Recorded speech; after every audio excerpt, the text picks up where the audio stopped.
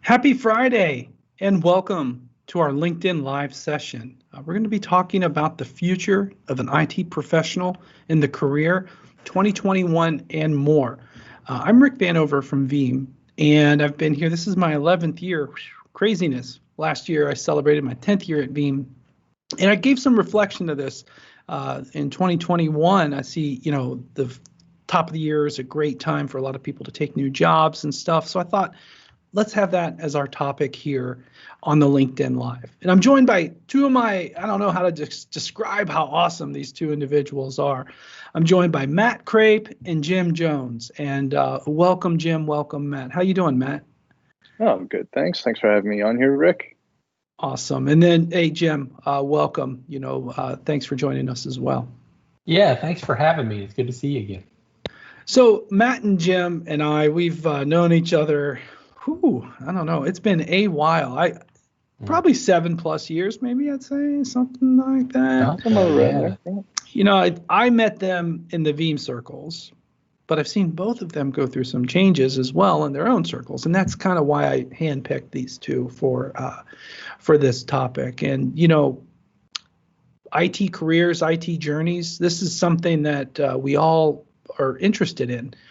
And speaking of us all, I'm referring to you watching this, let us know where you're from. We have a little map-application, if that is such a thing. We have a fancy map that we can drop in you can throw in your country, your city, and we'll light it up. And we've already got Ohio, that's me. Georgia, that's our producer. We got West Virginia, that's Jim. And we got Ontario, that's Matt. And we've got our social media team in Romania helping us out, and others as well. So let us know your country or your city-state, and we'll make the world green. So the mapplication, I think I might have to start using that. So again, let's start really with, let's introduce our guests. I think I really like these two individuals, and let's start with Matt. So, hey, Matt, why don't you tell us a little bit about your career journey, where you are, but, kind of where you came from to get there.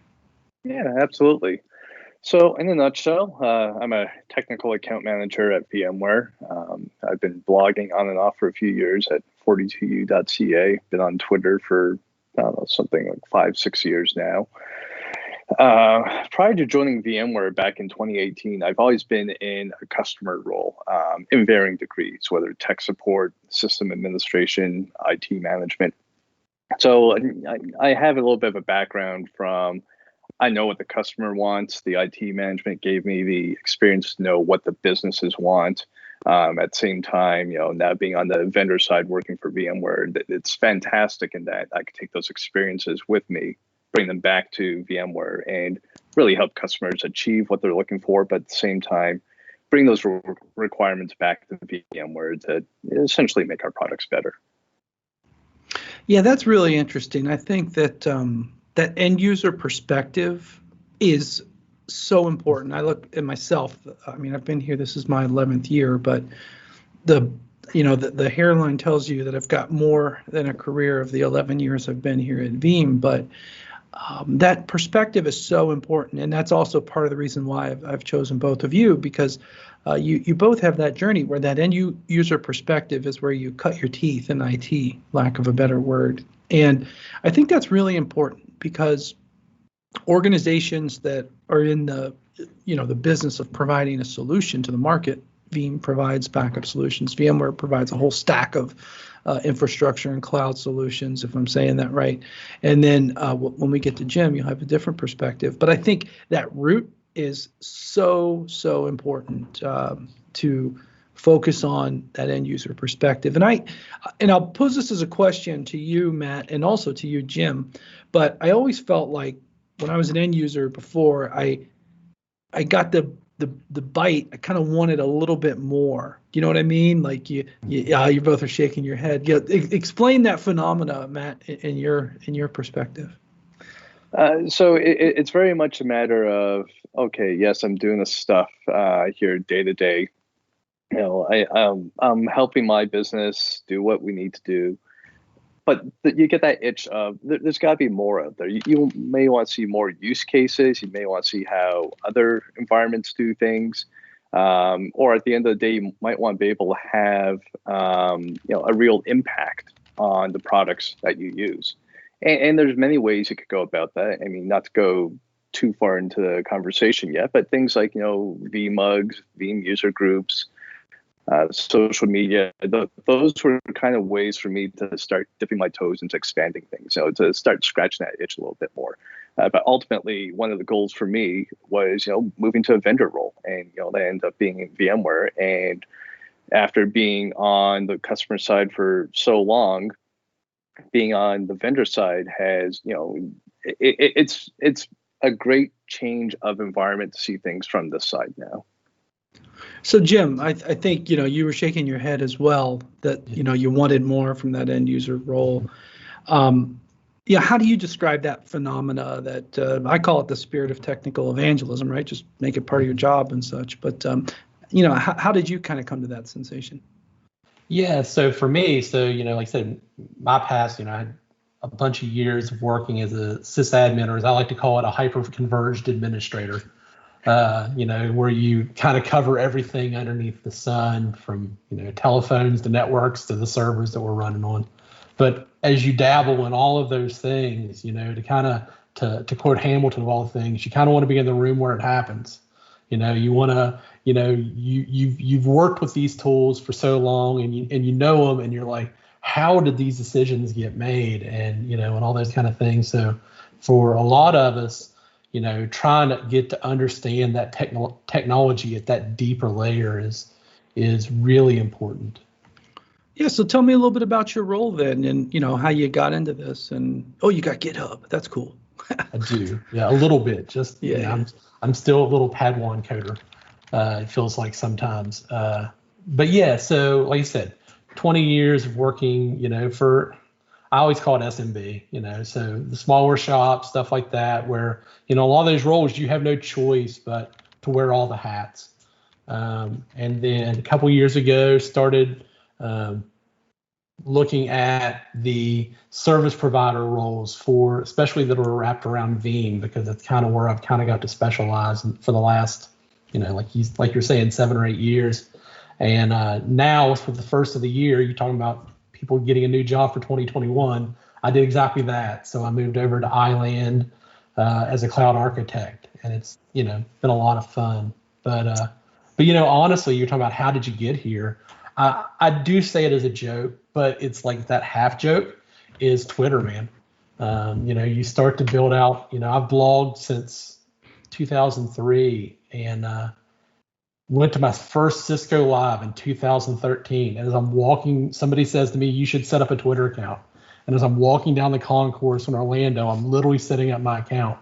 And I can draw a direct progression of, layering the blogging and the knowledge with social media techniques and things like that, and to get to where I'm at today. It's kind of cool.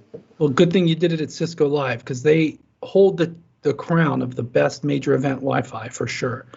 So let's take a look at the map here, and great interaction so far. And if you haven't let us know where you're from, drop in the chat where you're from. Oh, wow, we've got Quebec, we've got Mexico, we've got Brazil, we've got Arizona, we've got Texas, we've got Florida, we've got New York, we've got there's our South America zoom in.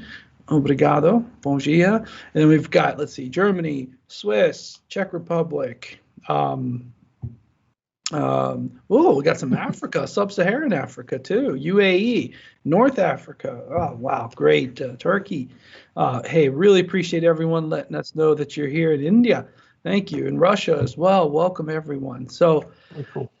Yeah, I love the maps. It's great. And definitely let us know. I could have looked on this other chat. I'm like guessing what country is what from the map, but actually I have the list over here. I could have looked. But you talk about social media, Jim, and I really feel community, social media, all these other vehicles are a real important part of the growth experience. And I look at my own career, This job was definitely aided by community presence for me to land at Veeam. And granted, it was different 11 years ago. And then even the job before that, LinkedIn, was how I got it, right? Recruiters, now we call it spam because recruiters creep, right? But Yeah. so Jim, you've got a really good example there of how the community and social interactions made a difference for you. But Matt, I know you got the blog and social presences as well. Has it made a positive impact for you as well? Oh, absolutely. Before I got on Twitter, I always thought it was a matter of why would I want to see what someone's having for lunch? I don't care what your ham sandwich looks like, type of thing. And I remember talking to some friends, and being in Canada, the conversation was about hockey, and they were just talking about some updates they were getting in the hockey world about trades and stuff like that, and it was coming through on Twitter. I thought, oh wait, that actually does sound kind of useful in the sense of it's almost like news delivery or something like that. So it was a little bit of a mind shift change for me of, I wonder if I could do this for other things, right? So you start following, the Microsofts, the VMware, Veeam, stuff like that. But through that, you also find other people who are following them, and you start to sort of build out your social presence, and you start to build those relationships. I can honestly say one of the sort of biggest hurdles or moments for me with regards to social media was when I actually decided to put my last name on my Twitter account. Before then, somewhat anonymous, just going as Matt or something like that. But I found that to put your last name on there, all of a sudden you become much more of a person, right? You're not just some sort of anonymous Twitter account tweeting things out. Instead, you're this person. You've got opinions, and you can start building relationships off that. So for me, that was actually one of the biggest moments I found. I kind of struggled with a little bit internally, just from the whole privacy, do I want people calling me out, that sort of stuff. And I can honestly say it's been nothing but positive outcomes from that. Yeah, that's a funny point. And I'll tell a story. I don't know if either of you two know Aidan Finn, Microsoft persona based in Ireland. I remember I had him on the Veeam podcast a couple years ago, and I'm like, why do you call yourself Joe Elway on Twitter? And he told the story about when he was in uni. It was like, never put your real name on the internet, So he took Joe from Joe Montana and Elway from John Elway and called himself Joe Elway. It's a funny story. But I get that, approachable human interaction, especially more important than ever nowadays, if we can find that in new ways, whether it's Twitter, whether it's these other social networks. I find that any one of them, if you take a lot of the different social medias or any platforms, it becomes overwhelming. I don't know what that right limit is, but I love organizational constructs. I like Twitter lists. I like, digest recap type content, right, to catch myself up, because there's only two things in my life that I can really focus on managing. One is my time and the other is my attention, right? And your attention also, I think, is important, because you have to also think about what awarenesses do you have to manage, right? So these social platforms are important. And when you apply that to a career, simply just being present in these communities is a very important first step, right? That's right out of the John Troyer school of this type of community stuff. But I got a question for both of you. I had an individual here at Veeam ask me, and I had a line of questions, but funny thing is you both have an opinion on this. This individual wants to become more technical, right? They like what my team does. They see internally what we do, and they're like, should I set up a home lab? Should I, buy a server and start doing this and that?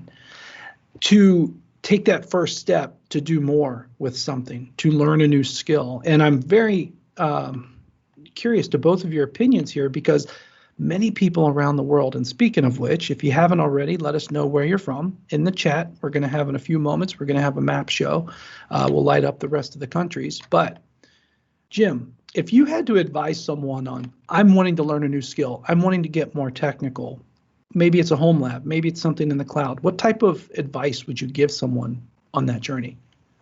Yeah, so as we were talking about before the call started, we've all been down the home lab journey, and it's still a good thing. I had one up until literally a couple of days ago, and I'm thinking about the rebuild right now. But for that getting off the ground thing, there's so many options available today. That you can get that lower barrier of entry for cost wise to get into.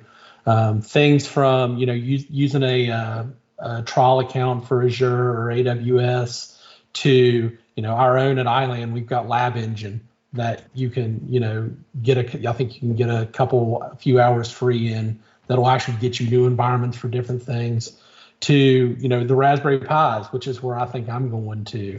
I've got a decent little storage array here at the house still, but, looking to build out from a cluster of Raspberry Pis to do some things, which, you get them big enough, you can actually even do ESX these days, to then, kind of building up. It's like people that, they always say that, buying a boat is, the first and the last days are your best days of it. That's not necessarily true with a home lab, but like a boat, it's going to be a constant thing of, I'm going to add this server, or it's time to upgrade the RAM on everything, and just, let yourself build into it instead of saying, well, I'm going to buy everything. I'm going to go drop $5,000 on a lab today. There's other ways to get started. Yeah, I agree 100%. I think the trial modes, those free tiers in the cloud, even free systems like Linux, where like Ubuntu, you can run Kubernetes there and learn things like that. Those are very significant things to invest in today.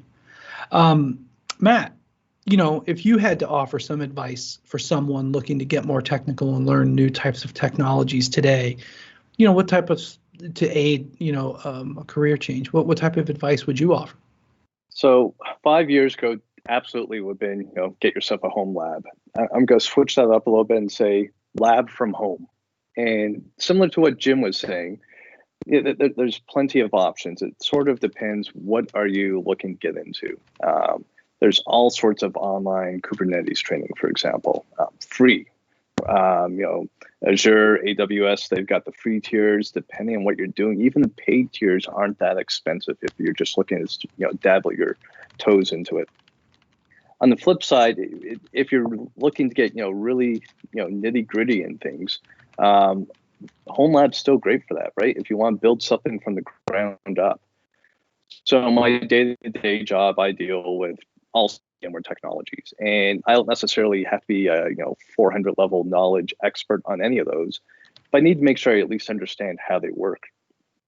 So doing things like building our vCloud Foundation and stuff like that, being able to build that for myself, seeing how the different components interact, there's a lot of value there for me. If I want to, let's say, learn more about NSXT specifically, I'll go to one of our hands-on labs. They're free. The environment's built out for you. You don't need to go through all the trouble of building that existing infrastructure.